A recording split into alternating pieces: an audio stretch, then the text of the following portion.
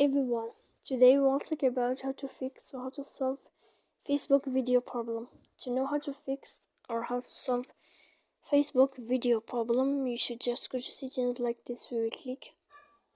After that, in this page, you will go to apps, default apps, app settings. When you will see this list, you will go down to find the application of Facebook and you will enter here. And you will find this here.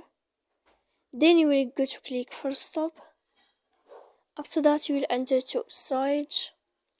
When you will see this page, you will click clear cache. Then you will go to click clear data.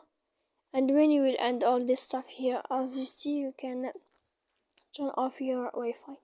So please don't forget to support us by like and subscribe. See you next time in another video. And thank you for your attention.